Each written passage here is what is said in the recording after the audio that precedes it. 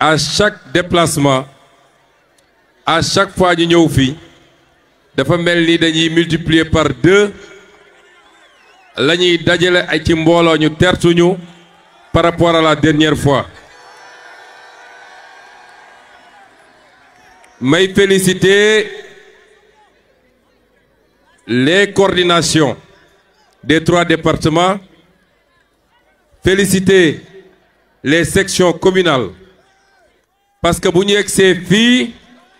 seen taxawaay la seen jàmbarte la seen combativité la mais seen loyauté au parti moo ñu andi fii. may féliciter aussi di remercier tous les alliés, tous ceux qui ont accepté de venir rejoindre le PASTEF dans le combat que nous menons parce que mbir mi li ñu war a liggéey ci Sénégal loxoy ñëpp xaj na ci soxla nañu toutes les compétences soxla nañu tous les profils ci kaw rek li ñu yàgg a wax mooy mu doon ñoo xam ne réew mi moo leen tax a jóg et non seen bopp seen loxo set mais it mu doon ñoo xam ne ils n'ont jamais été des ennemis du projet. On peut être adversaire du projet mais pas ennemi du projet. Kon les maires tous les maires yi nga xam ne jàpp nañu ni dañu war a ñëw ci liggéey bi ñu ngi leen di jaajëfal ne leen yegg si leen ci jàmm. Les leaders politiques yi nga xam ne jàpp nañ ni dañu war a bàyyi wala dañu war a jóge feneen ñëw jàpp ci liggéey bi bu dee conditions yi ma wax daje na ñu ngi leen di wax bismillah. moo xam tudd na El Hadj Mamadou Diaw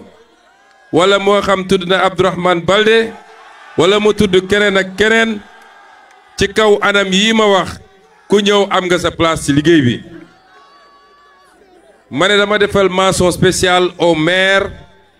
malheureusement xaw ma leen ñoom ñëpp mënuma jaar seen tur mais on leur dit bienvenue. bu loolu weesoo mbokki Kolda dama leen wax ni campagne bi campagne thématique la parce que yéen population yi rawatina yéen jeunesse bi mais maa ngi fiy gis ay mag yoo xam ne ci heure bi sama yaram sax xaw na see daw góor gi maa ngi leen nuyu waaye yéen yéen a wax ni léegi da ngeen bëgg politique bu bees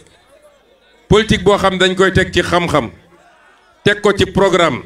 teg ko ci projet njëkkuma fee ñëw de mais ñi fi jot a jaar est-ce que buñ ñëwee wax nañ leen programme est-ce que wax nañ leen projet ñëw nañu doxantu ci dëkk bi kenn topp leen ñu dem wër suñu arbre sacré bi gis nga arbre sacré bi xam ne kan mooy kan de kenn mënu koo nax ñu jaare noonu génn mais waxuñu leen lii la ñuy def ci agriculture waxuñu nii la ñuy régler problème mu ndox mi waxuñu leen lii la ñuy def ci infrastructure politique boobu nag genre politique boobu la Sénégalais yi doyal sëkk ñun nag on vous a dit qu'on va vous amener une campagne thématique fii dañu nekk ci pôle sud ñetti région la région de Ziguinchor région de Sédhiou et région de Kolda li spécificité pôle sud mooy c'est une région naturelle noonu lañ ko tuddee depuis indépendance ba léegi li tax ñu ne ko région naturelle mooy seul pôle boo xam ne dafa am délimitation naturelle au nord di nga fa fekk le fleuve Gambie moo ko délimité pratiquement sur plus de 300 kilomètres boo ñëwee nag au sud di nga fa fekk des frontières muy frontière u Guinée-Bissau ak frontière u Guinée-Conakry moo tax ñu ne c'est une région naturelle de Diogué à Gouloumbou wala de Gouloumbou à Diogué pôle boobu mi ngi def à peu près 29 000 km². démb am na lu ma ci wax fële ci Ziguinchor mais ci 29 000 km² yooyu la région de Kolda à elle seule fait pratiquement les 14 000 km², donc la moitié du pôle sud. Kon c'est une région extrêmement importante ñu ne nag ñëpp xam nañ ni saa yu ñuy lim les régions en termes de taux de pauvreté Ziguinchor Sédhiou ak Kolda boo ci tegee Kédougou ak Kaffrine toujours ñoom la ñuy njëkk a cité te pourtant le potentiel qu'il y a ici doo ko fekk feneen ak feneen li andi loolu mooy une disproportion wala une inéquité dans les politiques territoriales loolu la ñu bëgg a corriger niñ ko bëggee corriger ci pôle sud noonu lañ ko bëggee ci pôle nord-est noonu lañ ko bëggee ci pôle nord noonu lañ ko bëggee ci pôle sud-est noonu lañ ko bëggee ci pôle centre yi parce que Sénégal la spécificité c'est que l'essentiel de l'économie sénégalaise est concentré à Dakar qui ne représente même pas 0,05% du territoire national. Développement nag su équilibré wul du développement moo tax on est sous-développé tant que demuñu ba mun a compter 5 6 7 grands pôles avec des métropoles urbaines mënuñu ne ñu ngi ci yoonu développement. lan mooy suñu potentialité fii ci Kolda bu ci njëkk mooy agriculture Kolda dans tout le sud moom moo ëpp terre agricole am na ko wax léegi Médina Yoro Foulah le plus vaste département du Sénégal mais complètement délaissé ba benn yoon bu baax bu fay dugg sax amul te moo nem la ñu mënoon def ci agriculture à Médina Yoro Foulah mënoo ko def feneen ci Sénégal donc l'agriculture mooy premier axe bi nga xam ne axe bu am solo la l'arachide d'abord am na ku ko wax léegi Casamance dafa mës a nekk parmi les grands producteurs d'arachide mais bu njëkk ba c'était vers le sud à Ziguinchor mais ça s'est déplacé pour ñëw léegi dans la région de Kolda dans la région de Sédhiou ñoom ñoo ëpp production en matière arachidière moo tax déplacer Sonacos bi jaru ko li ñu war a wax mooy def fi beneen Sonacos bu bees tàq muy produire fii muy triturer fii di produire fii tous les produits et les dérivés de l'arachide parce que Sonacos ba les Ziguinchor vous avez vu que taxawoon na ay années ren quand on est arrivé on s'était donné comme pari que Sonacos dina ubbi ren te ubbi na mais Sonacos boobu am nañ fa un projet sax pour que mu migrer de plus en plus vers l'anacarde parce qu'on produit plus de 150 000 tonnes de noix d'acajou dans la région mais lépp dañ koy exporter brut et vous savez que looy exporter brut tu n'as pas créé de valeur ajoutée tu n'as pas créé de richesse tu ne peux pas faire entrer des devises donc agriculture mooy premier élément bi mais yéen ñëpp vous serez d'accord avec moi que soo bëggee def agriculture il faut qu'on sauvegarde la spécificité de la région sud mooy c'est la seule région forestière du Sénégal mais xam ngeen li ngeen di gis fii ñuy dagg garab yi di ko rawale di yóbbu ay Gambie ay séer yi nekk foofu depuis qu'on est là on a multiplié par 3 les efforts on a mobilisé l'armée à côté des eaux et forêts de la gendarmerie de la police pour que la Casamance reste la Casamance parce que la Casamance sans sa forêt n'est pas la Casamance. Deuxième bi nga xam ne ci filière yi war a entretenir ce pôle-là c'est l'élevage ndax fii samay goro pël ñoo fi bëri te ku wax pël wax élevage tey Casamance fii la ñu xamee élevage kon l'élevage est la seconde filière parce que dégg ngeen ñu ne la filière cuir peau et lait donc intensifier l'élevage jàppale béykat yi avec les croisements ñu am des variétés yoo xam ne tey li mu mën a produire ci meew ak ci yàpp plus la peau qu'on va transformer localement. Le ministre de l'artisanat est ici, il est le ministre du tourisme et de l'artisanat. Bala may ñëw sànq il m'a envoyé une note technique sur la place de l'artisanat dans la vision 2050. loolu boo ko defee di nga ci am loo dundee di nga ci am loo xam ne suñu artistes yi nga xam ne léegi présenté ñoo benn tableau nañ ci mën a liggéey. Ça c'est extrêmement important. ma dellu si ci bois bi mooy l'un des paradoxes. mooy tey am nañu bois Casamance mais les menuisiers casamançais ne peuvent pas accéder à ce bois parce que bois bi ñuy dagg muy veine bi muy yeneen bois yi dañ koy génne réew mi. Ça on va corriger ça le plus rapidement possible. ñetteelu filière bi mooy filière tourisme particulièrement li ñuy woowe le tourisme cinétique mooy fii ci Kolda ak Sédhiou bokk na ci zone yoo xam ne en Casamance mën nañ fi def la chasse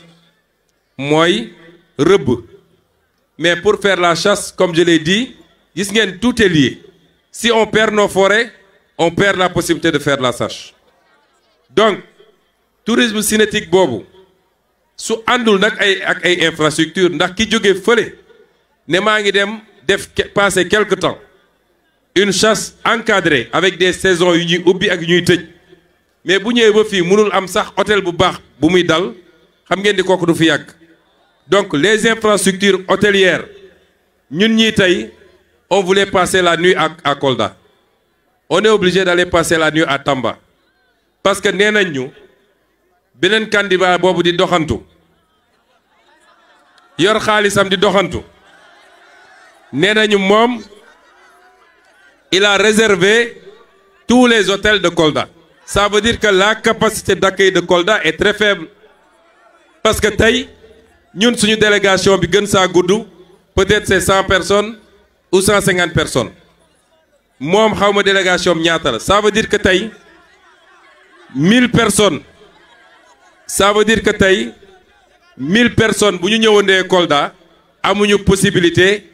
am des réceptifs hôteliers. yoo xam ne mun na leen accueillir pour une capitale régionale comme Kolda xam ngeen loolu c'est pas normal donc tourisme boobu tourisme cinétique mais on vous a parlé du tourisme religieux parce que dans la région de Kolda il y a des foyers religieux bëri na ay foyers religieux fu mel ni Madina Gounass nga xam ne boo génnee daaka bi sax ak yeneen activités yeneen communautés yi di organiser mais doon nay bërëb yoo xam ne sénégalais mun na toog damaa bëgg a moom sama bopp am fu ma dem nëbatu tuuti si on faisait ce qu'on doit faire dans ces foyers en dehors même du tourisme sénégalais dans toute la sous-région ay nit mun nañ jóge foofu di ñëw di def ci tourisme et ça va créer de l'économie parce que foofu nañu di ñëw ay restaurant nañ fa ubbi ay hôtel nañ fa ubbi yeneen ak yeneen dina fa ubbi loolu mooy vision 2050 bi kon tey jii au moment où je vous parle bu mu dellu see ci agriculture la vallée de l'Anambé ak tout son potentiel j'ai reçu en tant que premier ministre 2 grands entrepreneurs ñu ñëw présenter ma saa ñu yëgoo ñoom ñaar le même projet qu'ils veulent faire ici dans la région de Kolda c'est-à-dire la seconde compagnie sucrière du Sénégal te ñu ngi ko bëgg a def fii dans la vallée de l'Anambé loolu tam c'est un potentiel extraordinaire et important qu'il nous faut exploiter ma tontu tuuti rek balaa may gën a sori ci programme bi nos amis de Médina Yoro Fula ñun bañuñu dem Médina Yoro Fula mais il faut comprendre que campagne nationale dafa métti et démb on était ci beneen zone bi nga xam ne mooy pôle bi mais je ne suis pas allé à Bignona Ousmane Sonko buy campagne demul Bignona parce que Bignona c'est chez moi dewma Oussouye on n'a pas fait les autres départements parce que su ñuy organiser rassemblement yu mel nii c'est pour que les autres départements se déplacent parce que ñun suñu defee 600 km pour venir ici mais que chaque département fasse au moins 100 km ou 50 km ou 70 km ñu ñëw daje fii def benn waxtaan bu ci temps bi xajoon nag vous-même vous reconnaissez le problème d'accès à Médina Yoro Foulah mais je prends la garantie ici que ce problème va être réglé le plus rapidement possible inchallah. La question balaa may ñëw dama laajan le ministre des infrastructures parce que la question du désenclavement de Médina Yoro Foulah est au cœur du programme de désenclavement bi nga xam ne validé nañ ko fii lañ ko fekkoon mais dafa taxawoon démb wax naa ci Sédhiou lu ko taxawaloon parce que dañuy dem fekk les populations rurales ils leur disent le président Bassirou Diomaye Faye et le gouvernement de Sonko duñu mus a yeggali les infrastructures yi ñu doon defar c'est pas vrai le problème qui se pose dañoo ñëw fekk un contrat boo xam ne dañ ko surfacturé avec des commissions de plus de 40 milliards yoo xam ne ci poosu nit ñi la dugg ñu ñëw fekk des projets qu'ils ont démarré à la va-vite parce que simplement ils voulaient faire un semblant de réalisation pour population yi voter pour eux ils ont démarré sans faire les études d'impact environnemental te loolu Grande-Bretagne bi ñu signeel ñoom ñuy financer dañ ne woon mënuñu commencer liggéey bi tant que defuñu étude d'impact environnemental est-ce que vous êtes d'accord ñun ñu bàyyi ay projets yoo xam ne surfacturé nañ ko à coût de plusieurs dizaines de milliards gars yi dem parce que tout simplement on est pressé est-ce que voulez-vous qu'on restaure la bonne gouvernance dans ce pays sàcc xaalis bi jeex fi détournement yi jeex fi randal bi jeex fi chaque centime des Sénégalais ñu delloo ko ci Sénégalais yi loolu rek moo waral li ngeen dégg nii j'en profite pour prendre ici un engagement l'aéroport de Kolda sera finalisé dans les meilleurs délais parce que mënuñu comprendre que une capitale comme Kolda mënul am un aéroport digne de ce nom jusqu'à présent waa Kolda ñu ci bëri dañuy dem wàcc aéroport Ziguinchor après ils se tapent 184 kilomètres pour venir à Kolda est-ce que loolu yoon la donc ce problème sera réglé et Kolda mérite d'avoir son université loolu ci programme bi la bokk. On a parlé de l'eau. Le ministre de l'eau il est là, il est le ministre de l'hydraulique. Xam ngeen su ngeen déggee ñu naan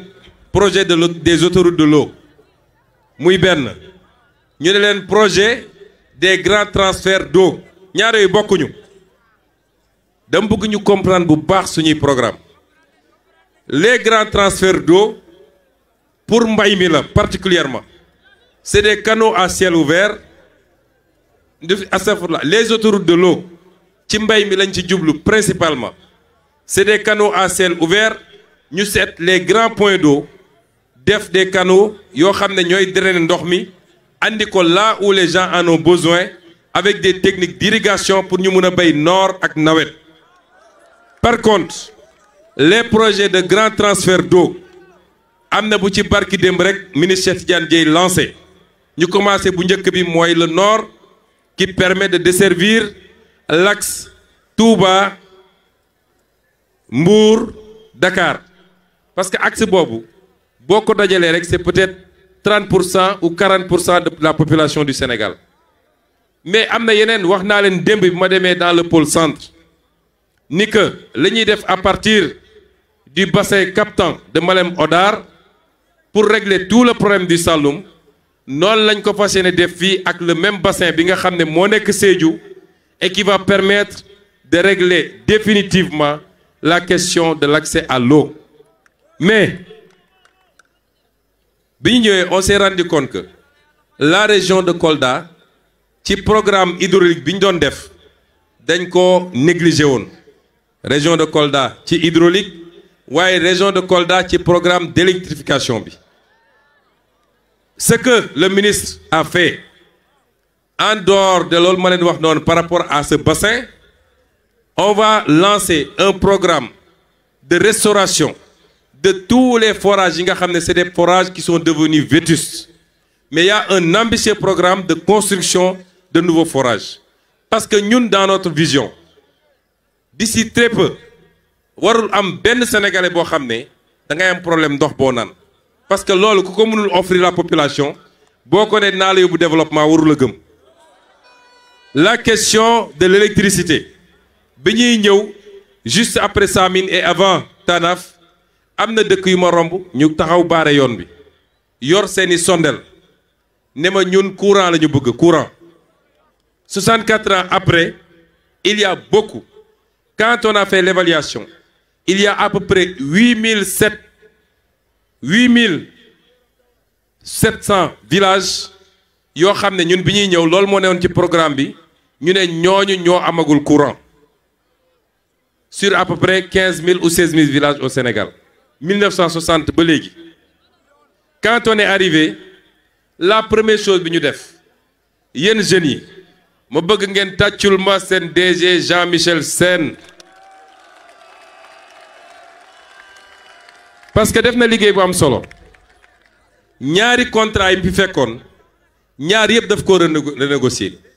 muy AE Power bi comme deuxième contrat bi ñoom ñaar yëpp daf leen renégocier ce qui a permis pour ngeen xam gars yi ni ñu doon surfacturer les projets en renégociant rapidement il a pu ramener le nombre de villages qu'on doit électrifier de 8700 à 5553 c'est-à-dire gagner na plus de 2700 points d'électrification en renégociant des contrats mais 2700 yooyu ci poche kan la waroon dem ci poche ay ministre ci ay poche DG ci ay poche entrepreneur c'est comme ça qu'on pille le Sénégal moo tax suñu leen déggee ñuy lappi songu DG bi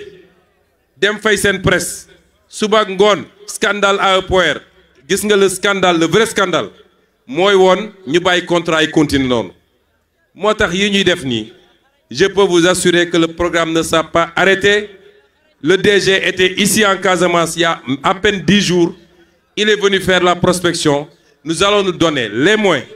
d'électrifier tous les villages du Sénégal à l'horizon 2029. Kon lii yenn lu ma jukki ci programme pour le pôle sud. Mais pour faire ça xam ngeen dégg naa Amadou Ba nee nañu mi ngi dugg ci dëkk bi moo réservé hôtel yëpp xam naa ni moom poosam diis na poos bi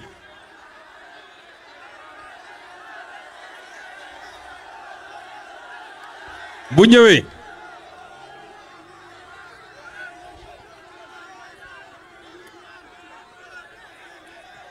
Amadou Ba bu ñëwee xam ngeen lan laa bëgg ngeen laajal ma ko yéen waa Kolda pendant 12 ans moom 2013 dañ ko fal ministre des finances donc 12 ans yi Macky Sall def moom 11 ans yi nekk na fi ministre des finances nekk na fi premier ministre nekk na fi ministre des affaires étrangères laaj leen ko qu'est-ce qu'il a fait pour Kolda lan la fi def laaj leen ko lan la fi def lu mu deful pendant 12 ans yooyu foog ngeen ni tey muy daw di dàq poste député ku nekk ministre des finances nekk premier ministre defoo foog ngeen ni député moo tax muy def dama ne réew mi weesu na fu ñuy naxee nit ñi le 17 novembre ça doit être plus qu'un référendum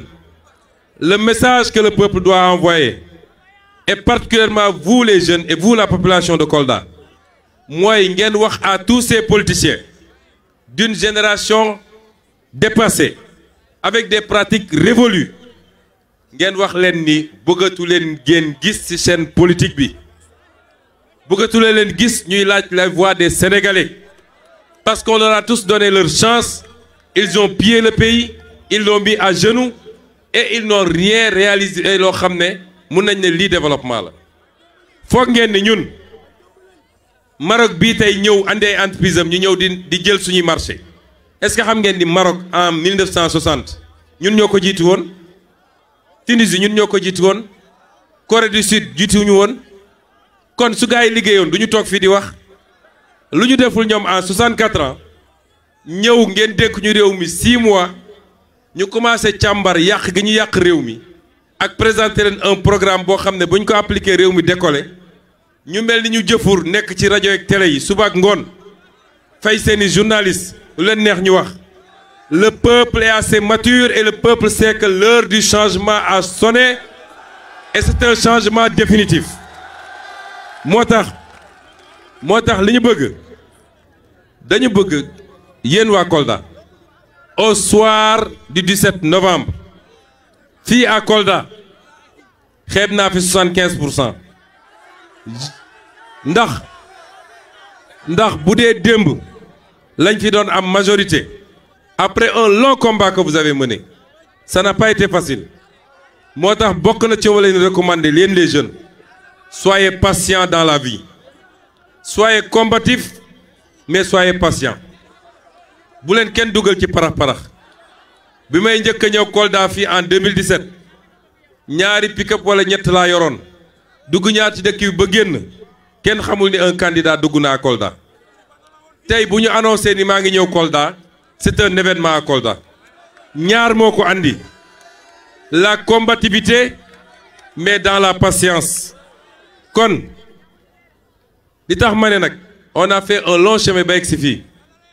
on a pu gagner ci élection présidentielle bi vous avez pu gagner bu dee nag dañoo demaloon suñu bopp yàlla may leen ngeen gagner tey ñeneen ñëw yokku si àndaale li ñu àndaale kon dama ne xeeb naa 75% ici je veux 90% à Kolda est-ce que vous êtes prêts à nous donner ça kon maa ngi leen di gërëm